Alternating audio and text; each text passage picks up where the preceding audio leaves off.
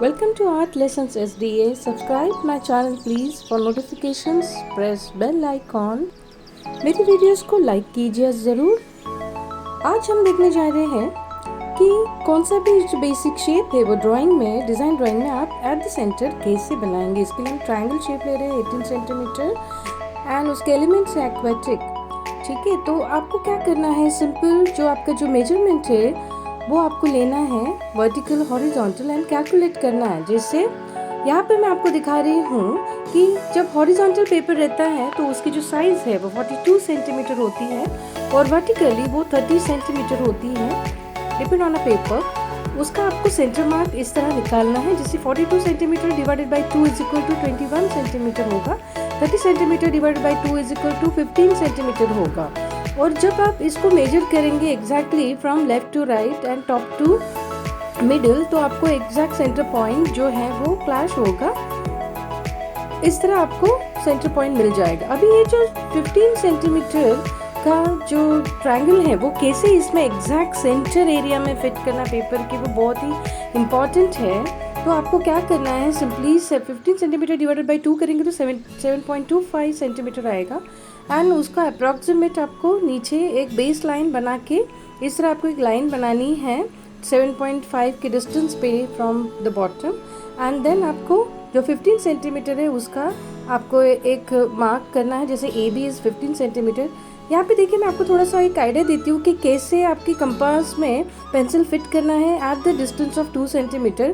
फिर आपको मेजर लेना है 15 centimetre distance, that is A B, and आपको सी पॉइंट जो ट्रायंगल का है वो ढूंढने के लिए आपको इस तरह आर्क डालना है from A and from B, तो आपको मिलेगा exact equilateral triangle A B C 15 centimetre with it side.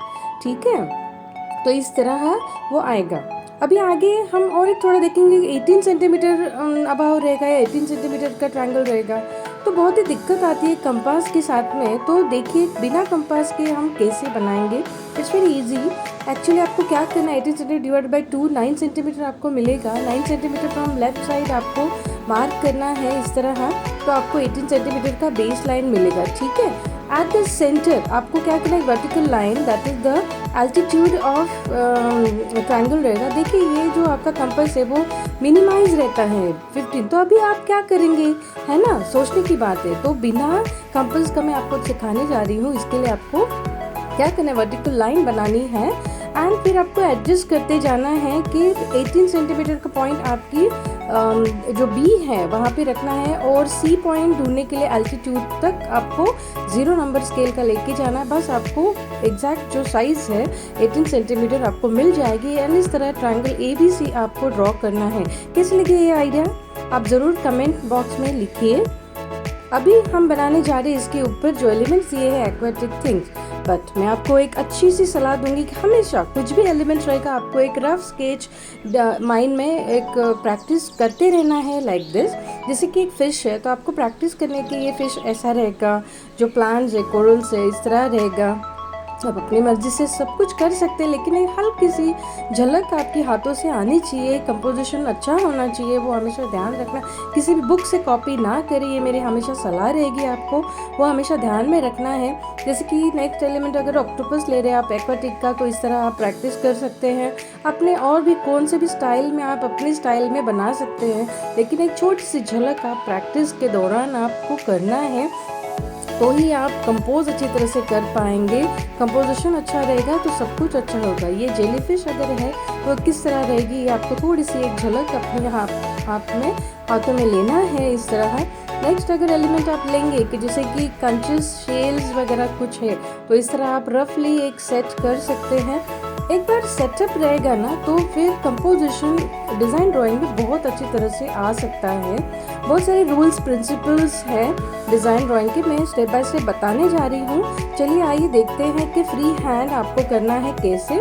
जैसे कि एक फिश लिया मैंने, मैं यहाँ पे सिर्फ सिंगल डाल रही हूँ, अवॉइड इरेजर। ठीक है, हमेशा ध्यान में रखना।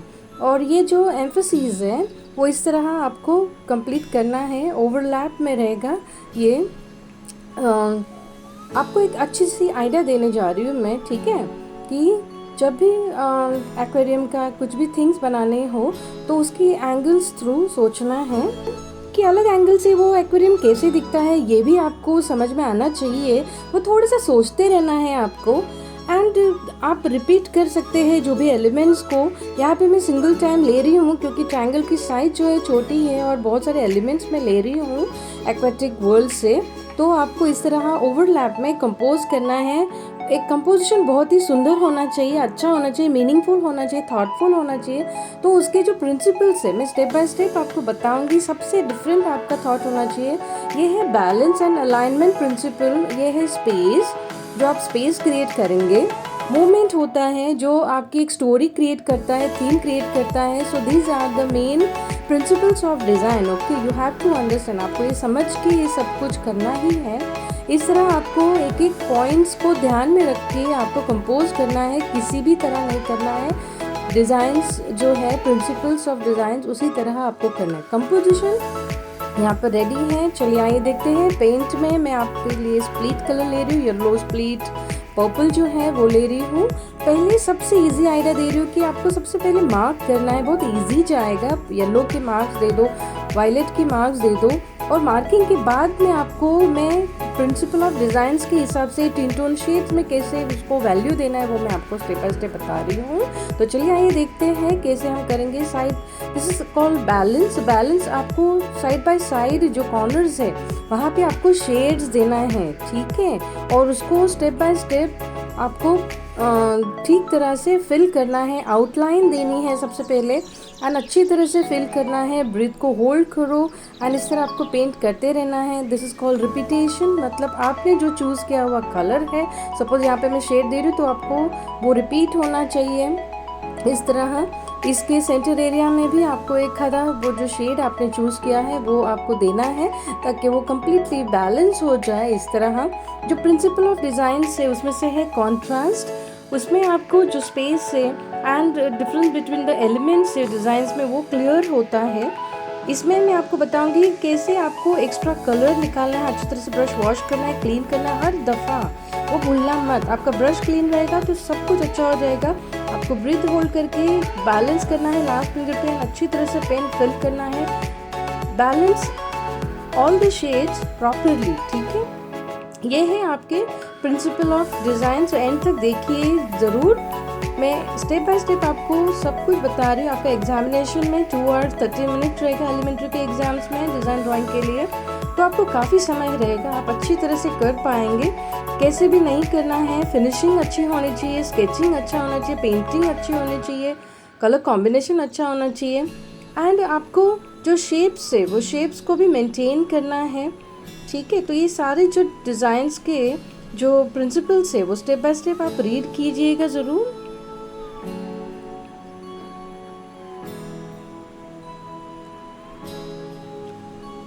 हर बार ब्रश को अच्छी तरह से वॉश करना बहुत ज़रूरी होता है। तो शेड जैसे चाहिए हमें मिल सकती है। टिंट होता है आपकी कोई से भी कलर में जब आप वाइट मिक्स करते हो वो होता है टिंट। तो आपको एक टिप्स दूंगी कि टिंट आपकी मेन डिज़ाइंस में आपको देनी है ताकि वो बहुत अच्छी तरह से दिखता है। That is the contrast. जैसे कि आपकी जो बैकग्राउंड है वो अगर डार्कर रहेगी एंड आपकी जो मेन डिज़ाइन है वो अगर टिंट में रहेगी तो दिस इज कॉल्ड कॉन्ट्रास्ट, और उसकी वजह से वो बहुत अच्छी तरह से झलकेगा। मैं आपको छोटी सी एक कल्पना देती हूँ, एक आइडिया देती हूँ कि जैसे आप किसी पॉन्ड को देख रहे हैं, देखते हुए जब आप फिशेस को देख रहे हैं, फिशेस को देखते देखते आप बैकग्राउंड में जो भी कुछ चीज़ें रहेंगी तो आपको वो डार्कर दिखाई देंगी एंड फिशेस जो है वो लाइटर शेड में दिखाई देगी, इसलिए वो अच्छी तरह से रिफ्लेक्ट करेंगी, 3D लुक देगा। इसी तरह आपको आपके डिज़ाइंस में करनी है, रिपीट करनी है। आपकी सारी जो कलर्स एलिमेंट्स हैं वो रिपीट करनी है। जो शेड्स है वो शेड प्रॉपर्ली होने चाहिए एंड आपकी जो थीम्स है, येलो है, जैसे कि लेमन बनेगी आपकी, और ग्रे रोज बनेगी आपकी, लाइट पर्पल बनेगी आपकी टिंट। तो ये बहुत ही आसान रहेगा जब आप इसको समझ के आप बनाएंगे। सोच के डिज़ाइंस करनी है। सबसे पहले आपको ऑब्जर्वेशन बहुत ही इम्पॉर्टेंट लगती है आपकी सराउंडिंग्स में, वो एक स्पेशल टिप मैं आपको हमेशा देती रहती हूँ। प्रैक्टिस करना बहुत ज़रूरी है। आपके डिज़ाइंस की छोटी छोटी थिंग्स की प्रैक्टिस करनी है। इरेजर अवॉइड करिए, स्टेन अवॉइड कीजिए। आपकी पेंटिंग एकदम नीट क्लियर होना चाहिए, हमेशा याद रखना। जैसे कि देखिए आप यहाँ पर मैं अच्छी तरह से कैसे आउटलाइन दे रही हूँ, बैलेंस कर रही हूँ, बिल्कुल आउट नहीं कर रही हूँ, तो ऐसे आपको करना है। एंड नेक्स्ट प्रिंसिपल मैं आपको थोड़ा सा समझाने चाहूँगी डिज़ाइंस में पेंटिंग के वक्त। प्रपोर्शन, आपकी जो प्रपोर्शन है वो अच्छी तरह से होनी चाहिए, ना कि छोटी ना कि बड़ी, वो सोच के आपको करना है। डिज़ाइन फॉर्म्स जैसे होती है कि फ्लावर्स, लीव्स, बटरफ्लाइज, ये होती है आपकी प्रपोर्शन, मेन डिज़ाइंस, वो हमेशा याद रखना है आपको। तो ये देखिए कितनी सफाई से आप कर सकते हैं। आप प्रैक्टिस करते रहेंगे तो ही ये इतनी पॉसिबल होती है। तो जैसे मैंने आपको कहा कि स्टेप्स कौन से होने चाहिए, ये डिज़ाइन ड्राइंग ना कि आपको एलिमेंट्री के लिए, आपकी बीएफए एंट्रेंस एग्जाम्स के लिए, कौन से भी एंट्रेंस एग्जाम्स के लिए, फिर वो नाटा क्यों ना हो, तो ये जो प्रैक्टिस है वो सारी चीज़ों के लिए आपको फ़ायदेमंद रहने वाली है। आप बस मेरी जो स्टेप्स है वो स्टेप्स आप ठीक से समझ के लो एंड उसी तरह प्रैक्टिस करो। जो भी कोई शेप लेंगे वो कैसे सेंटर में होना चाहिए वो समझ के लो। अभी मैं आपको शेड्स, टिंट्स एंड टोन समझा रही हूँ, तो उसमें से ये टोन मैं समझा रही हूँ कि टोन मतलब होता है कि किसी भी शेड में जब आप एक ग्रे कलर ऐड करते हो तब वो टोन बनता है। तो don't get confuse about tone, कि इस तरह आपको टोन बनेगा। जैसे कि एंड ब्रश को आप हमेशा अबाउ 75 डिग्री आपको करना है, लास्ट फिंगर पे बैलेंस करके, एंड प्रॉपरली तब फिल होगा। ये आप एक्सपीरियंस लेते रहना। ये जो डिज़ाइंस है वो डिज़ाइन सुंदर बनने के लिए आपको थोड़ी सी प्रैक्टिस करनी है, एलिमेंट्री इंटरमीडिएट के लिए नहीं तो मैंने जैसे कहा कि foundation course, BFA entrance exams के लिए भी ये फ़ायदेमंद रहेगा। तो आप इस तरह देख के, मेरा वीडियो देख के आप ज़रूर प्रैक्टिस कीजिएगा। मैं इंस्टाग्राम पर भी हूँ, आप मुझे फॉलो कीजिएगा ज़रूर। मेरे आपको पिक्स जो हैं वो पिंटरेस्ट पे मिल जाएंगे, आप पिंटरेस्ट पे भी मुझे फॉलो कीजिएगा ज़रूर।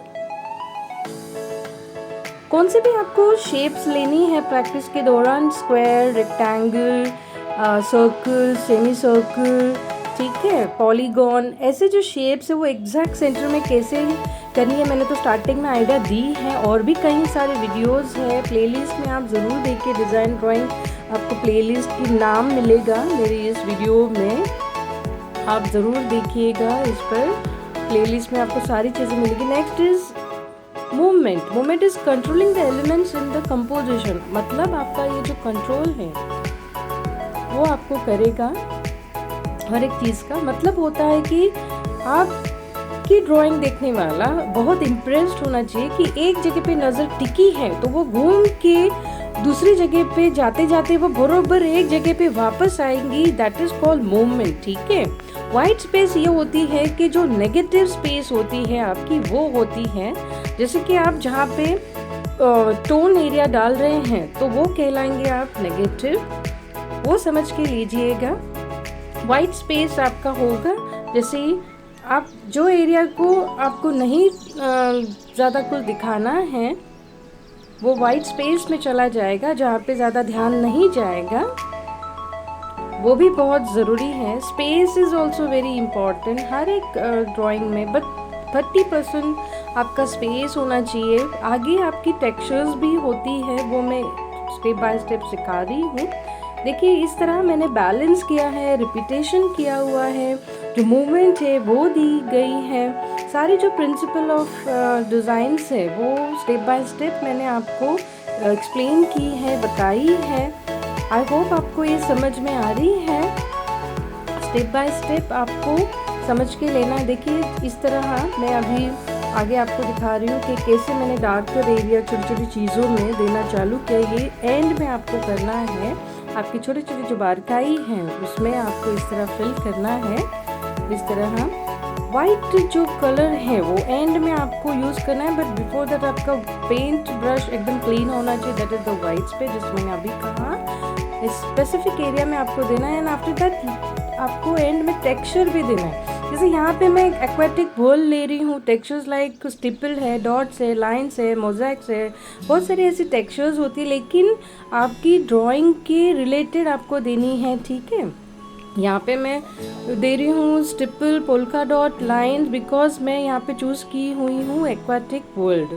ठीक है, आई होप मेरा जो एक्सप्लेनेशन है, मेरी जो सिखाई हुई टेक्निक्स है आपकी काम में आएंगी। तो प्रैक्टिस अच्छी तरह से करते रहना, प्रैक्टिस हार्ड। आप देख रहे हैं बहुत अच्छी तरीके से दिखने लगा है। हर एक शेप को मैंने किस तरह मेंटेन किया, आप भी कर सकते हैं। आपकी ड्राइंग में इम्पैक्ट होना बहुत बहुत मायने रखता है डिज़ाइन ड्राइंग में। इस तरह देखिए एंड में मैंने कैसे आउटलाइन किए फाइनली। आपको भी फाइनली प्रैक्टिस करते रहना है। Practice practice practice makes everyone perfect, right? Like and comment please. Thank you so much for watching my video.